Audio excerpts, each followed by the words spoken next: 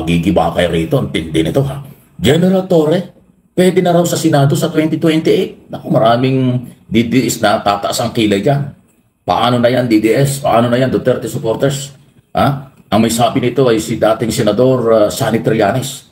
Pwede na raw mag-senador. Pwede na raw sa Senado sa 2028 si General Nicolas Torre. Kasi kung di ako nakakamali,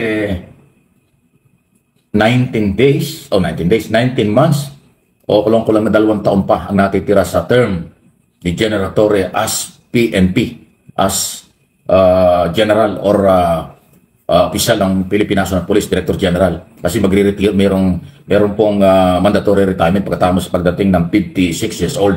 So kung di ako nakakamali, 18 or 19 or 20 months na lang. O di ba, ibig sabihin, bago dumating ang 2028 election, retirado na. O pwede na nga tumakbong senador kung gusto. Di ba si Bato tumakbong senador? Marami na tumatakbong senador na pulis. Ayun ho ang tingin. Dahil daw sa qualification, tapang, galing, pagmamahal sa bayan, at pananindigan. Yan ang sinasabi ho ni Trillanes. Para bang overqualified. Ito raw ang kailangan natin na maging senador sa 2028, yung katulad ni General Torre na mayroong paninindigan at malasakit sa bayan. Ang galing ng endorsement ni Trillanes. Pero hindi ko naman sinabing inamin na at kinumpirm na ni Torres, ni Torre. Endorsement lang ito at sinasabi ni Trillanes na aking ibinabalita sa inyo. Kasi ako, naniniwala ako dito. Pagdating talaga sa kakayanan, kasi ano yan valedictorian yata si mula elementary, high school. Kung saan nag-aral yan sa Mindanao, for valedictorian yan si Torre. Tapos ang taas din ang kanyang grade yan sa Philippine National Police Academy. Kaya nga tuloy-tuloy ang matapang pa at may paninindigan. Kaya nga ngayon ay Director General na. So hindi masama. Kung papasok sa politika, hindi natin mo alam. Itong aking sinasabi ni Trillanes, ay kung papasok sa politika, pwedeng mag-senador. Si General Torre. Kaya nga paano yan mga DDS, ay palagay ko, isusuportahan ng tao. Ay may tapang at magaling Ayan matindi yan So, dalawang isong palagay ko ay pepede yan. Former President Rodrigo Roa Duterte, FPRRD. Ayan dapat meron ng kasama sa ICC. Dapat sinasamahan na ni Bato de la Rosa. Dapat may kasama na siya. Abay, ang report ng kailang pamilya. At saka yung propaganda ni Harry Roque, wala na yatang issue si Harry Roque. Abay, ang kanya sinasabi, butot balat na raw si Digong. Payat na raw. Abay, siyempre parang hindi mo nga yayat yan. Ina-stress talaga dahil isipin mo, dating matagal na mayor, 6 na taong presidente, tapos biglang nakulong. Nakaka-stress talaga yan. Normal lang po sa mga nakukulong ang nai-stress. Kasi yan po yung pinakamabigat. Walang nakulong na hindi nagsisisi. Walang nakulong na hindi nai-stress. Walang nakulong na hindi po nahihirapan. Talagang mahirap makulong. Kung doon ka nakakahit na yung sinasabing kulungan ni Duterte na parang hotel. Maayos, may air condition, malinis, lahat kompleto siya. Pero nakakulong pa rin. Mahirap talaga yan. Siguro ang pinakamaganda dyan, ito naman idea ko lang, dapat samahan na ni Bato. Samahan na rin ni Sara. Samahan na rin din ng mga retired general na involved diyan sa crime against humanity or kasamang kinasuhan sa crime against humanity. Samahan na lang nyo para mabawasan yung stress. Kaya nai-stress sumama doon, mag-isa lang siya Tapos minsan-minsan lang nadadalaw ng pamilya. Yun ang mga politiko na pupunta rin sa ICC hanggang picture lang, hanggang sa labas lang ng building. Ni isang politikong hindi ka membro ng partido, hindi naman nakakapasok sa kulungan ni Digong kasi hindi naman pinapayagan.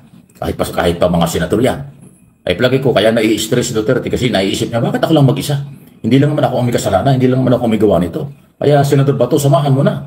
At saka yung mga general na kasama dyan, di ba sabi ni Sara Duterte ron, 10 daw yata, 12 yung nakita niyang listahan, kasama siya. Kasama siya, si Bato ang nangunguna daw sa listahan na sinasangkot dyan sa crime against humanity. Ay si Sara mismo may sabi yan, hindi ako. Marami sinasabi si Sara noong unang araw na magpunta ron Kaya palagay ko para mabawasan ng stress, huwag masyadong ma-stress si Digong. Kasi may edad na siya, mahirap na i-stress, depression yan. Pagka may edad na. Abay, dapat samahan na ni Bato. Samahan na rin ni Sara. Samahan na rin ng mga general at iba pang involved. Sinasangkot dyan sa human rights violation. Ay, di ba? Yun ang aking idea dyan. Total, may mga kaso naman kayo. Hindi naman ibig sabihin nakulong ka, guilty ka na Hindi naman ibig sabihin nandudun, guilty ka na, kalaboso ka na. Pag nandudun ka, bibigyan ka ng pagkakataon na humarap kayo doon sa trial. Na mukhang by September matutuloy na. Kasi ibinuhos ng prosecution team at mga komplena ang kanilang mga ebidensya at testigo. Ready na sila to fight trial. hindi napigilan ni Atty. Nicolas Coltman. Mukhang si Coltman itong pinakamaswerteng tao, $1 million yata ang kinikita nito kasi mga Duterte. Pero lahat naman petition at motion, reject. Binara, binasura. Ang ICC, isa na lang ang natitira. Yun na lang pong issue ng jurisdiction. Ay yung interim release, malabo rin. Kasi wala naman yata tumatanggap na bansa. Kasi nga ang kaso ay mabigat. Paano mo naman kukuning turista at kukupkupin ang kaso ay crime against humanity? Ay sa ibang bansa napakasensitibo ng isong yan. Crime yan Inakusahan kang lumalabag, violator sa pagkarapatang pantao. Sinong kukukup na bansang pagkaganyan ng record? Mabigat po yun. Yun ang posible, di ba? Samantala, eto, ibang issue naman tayo. 17 pala kasama si Secretary Remulla. 17 individual. Kasama nga po si Remulla sa mga 4 ombudsman position. Ayon sa Judicial Bar Council. Ganyan ang karami yung mga nag-apply. Kasi yung pagpunta mo sa gobyerno, kahit gusto ka ng Malacanang, kahit na kinuha ka pa, dadaan ka sa proseso, mag-a-apply ka. Ganun po. Hindi yung basta kinuha ka, tuloy-tuloy na, hindi po. Mag-perform ka, mag-a-apply ka, meron kang lahat ng dokumentong ipoprovide na ikaw ay nag-a-apply doon sa particular na posisyon. Ngayon na sinasabi ng Judicial Bar Council na dumadaan sa kanila ang pagsusuri ng mga aplikante sa naturang posisyon. 17 sa kasalukuyan na po ang naglalaban-laban sa posisyong ombudsman. Papalit dito sa magre-retiro na na-appointed ni Digong Duterte na si Samuel Martires.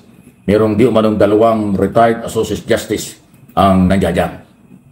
Balita ko si Kiminaris yata ng BIR isa rin sa nag-a-apply dyan. Anyway, pero alam nating malapit sa Malacanang, malapit kay sa Pangulo, membro ng gabinete. Kung ang Pangulo ang, dahil Pangulo naman ang magdi-decide yan, kaya ho ang laki ng advantage ni Boying Remulla. Ayan po, 17 Kaya ko binabalita ito, baka mamaya pagdating ng araw, o ilang araw na lang, kasi 27 yung retirement hindi pwede magbakante ng matagal yung ombudsman, maraming trabaho. Maaaring before 2017, mag-announce na ang Pangulo. Anytime, mula ngayon hanggang sa before July 27, before SONA, mag-a-appoint siya ng office ng ombudsman. So baka magulat kayo kung mabawa mayroong malapit sa Pangulong nabanggit. O bakit siya lang? Abay hindi po. Inuulit ko. Sa proseso, dadaan sa Judicial Bar Council. Sila po ang mag-evaluate. Sila ang tatanggap ng aplikante. Tapos i-recommenda nila ang listahan ng napili ng Judicial Bar Council sa Pangulo. Kung bawa 10 o 20 yung nag-apply na nakita ng Judicial Bar Council, pwede i-recommenda sa Pangulo. Then ang Pangulo ang magde-decide kung sino ang kanyang pagkakatiwalaan ombudsman sa loob ng 7 taon. Yun po yung ganung posisyon Kaya kahit tapos na ang term ni Pangulong Marcos sa 2028, mananatili at mapapatuloy, tatapusin ng susunod na ombudsman ang 7 taon. Katulad itong kay Martires. Ini-appoint niya ni Digong, pero umabot na mahigit ng 3 taon sa Marcos administration, umabot siya bago natapos ang 7 years. So ganun din kung sino man ang magiging Pangulo na susunod after Marcos, mananatili po yung ombudsman na nakaposisyon kasi po yan ay impeachable official. Constitutional body, hindi yan basta-basta natatanggal. Ayun ang daming gusto maging ombudsman, laki kasing trabaho niyan Ang tindi ng power ng ombudsman, pwede kang magsuspende ng lahat ng government official. Sa mga mula governor, mayor, lahat yan. Pati mga konsyal, hanggang sa national official. Ang hindi lang pwedeng suspendehin ay ang congressman at senador. Pero pwede rin kasuhan yan.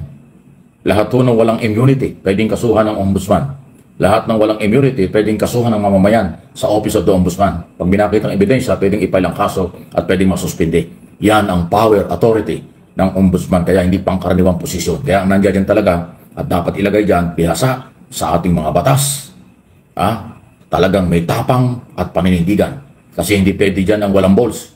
Hindi pwede dyan ang paisi-isi. Kasi yung babanggain mo dyan, mga sindikato, mga korap, o posibleng korap, abusado na mga sa kapangyarihan sa loob at labas ng national government. Yan po ang trabaho ng ombudsman. Hindi biro yan. Okay? Kaya dapat lang ang mapili ng Pangulo talaga dyan, may tapang, talino at biyasa sa ating mga batas at saligang batas.